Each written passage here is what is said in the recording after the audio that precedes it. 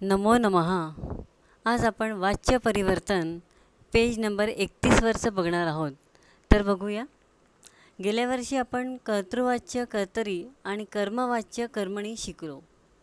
कर्तरी क्रियापद कर्त्याच्या पुरुष व वचनाचा बोध करून देते. तर सकर्मक कर्तरी प्रयोगाचे वाक्य कर्तृवाच्य कर्मणी प्रयोगात रूपांतर करताना कर्मवाच्य कोणते बदल होतात ते आपण बघूया.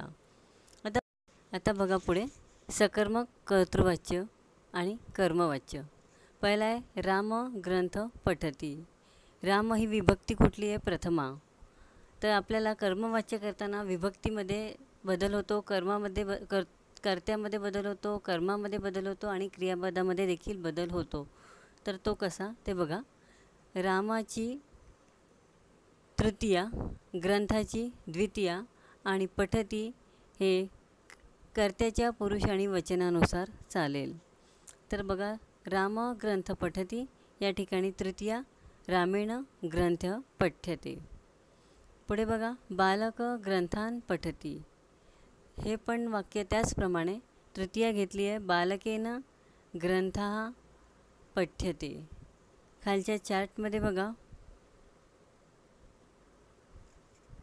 तर चार्टमध्ये बघा आता, राम ग्रंथम पठती. राम हे कर्तृपद, त्याची प्रथमा. ग्रंथम हे कर्मपद, त्याची द्वितीया. पठती हे क्रियापद, ते प्रथमांत पदानुसार म्हणजे पहिल्या पदानुसार त्याची प्रथमा घेत. दुसऱ्या चार्टमध्ये पण बघा, रामेण तृतीया, ग्रंथ कर्मपद आहे, त्याची प्रथमा आणि पठ्यते हे प्रथमांत पदानुसार म्हणजे पहिल्या कर्तृपदानुसार घेतलेलं आहे. म्हणून कर्तृपद, कर्मपद आणि क्रियापद हे कशाप्रमाणे घेतले आहे? तर रामेण ग्रंथः पठ्यते हे वाक्य पहिल्या पदाची पहिला शब्द जो आहे राम त्याची तृतीया, दुसरा ग्रंथ शब्द आहे त्याची प्रथमा आणि पठ्यते हे प्रथमांत पदानुसार घेतले आहे. तर आता पुढे बघा, अकर्मक कर्तृवाच्य आणि भाववाच्य. मधुरा पतती. मधुरा पतती पुढे दिलेला आहे. मधुरा हा शब्द आहे प्रथमा आणि पतती हे शब्द आहे क्रियापद, हे प्रथमांत पदानुसार. या ठिकाणी कर्म नाही. दुसऱ्या याच्यामध्ये सुद्धा भाववाच्यामध्ये सुद्धा मधुरया पत्यते. मग मधुरया ही तृतीया आणि पत्यते हे क्रियापद, प्रथम पुरुष एकवचन. या ठिकाणी कर्म पण नाही. मग वाक्य कसं झालं? मधुरा पतती. या ठिकाणी तृतीया घेतलेली आहे, मधुरया पत्यते. खालच्या वाक्यात बालिका पतंती. या ठिकाणी पुढचं वाक्य भाववाचकमधलं बालिकाभ्याम पत्यते, पुन्हा तृतीया बालिकाभ्याम. खाली दिलं आहे बघा, मधुरा कर्तृपद, प्रथमा. कर्म या ठिकाणी नाही. पतती हे क्रियापद, प्रथमांत पदानुसार पहिलं.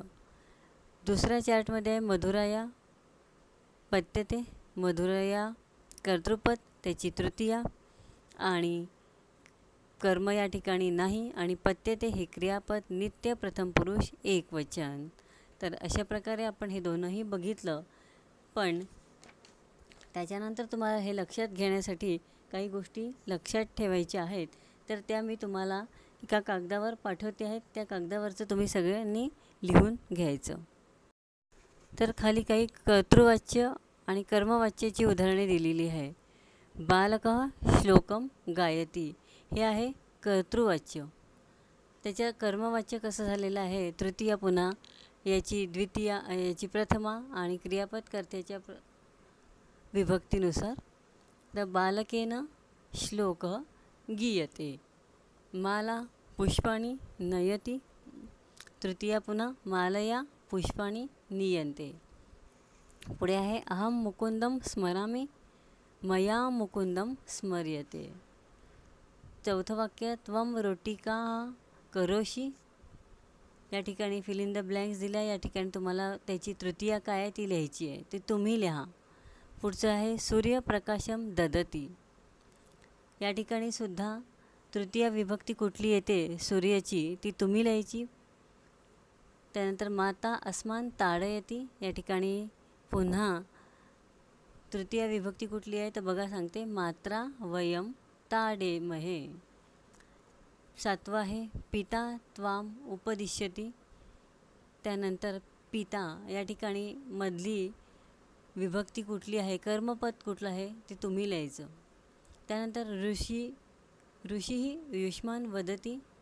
पुढचं वाक्य मी सांगते आता. ऋषीणाम यूयम उद्यद्वे. पुढचं त्वम माम पृच्छसि. पुढे दिलेलं आहे त्वया अहम पृच्छसे. आता या ठिकाणी पुन्हा पूर्ण वाक्य जे दिलेलं आहे हे तुम्हाला लिहायचं आहे.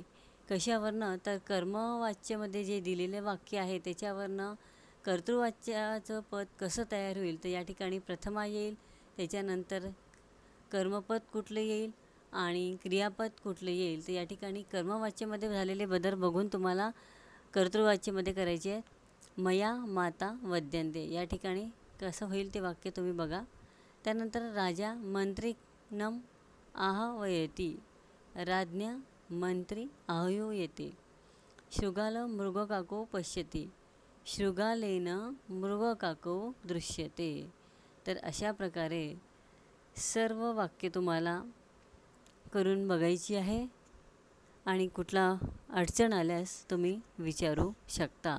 खाली काही वाक्ये दिलेली आहेत ती तुम्ही वाचायची. त्यानंतर काही कागदावर जे तुम्हाला मी लिहून पाठवते आहेत ते तुम्ही लिहून घ्यायचं आणि त्याच्यानुसार तुम्ही हे वाक्य शोधायची. ठीक आहे.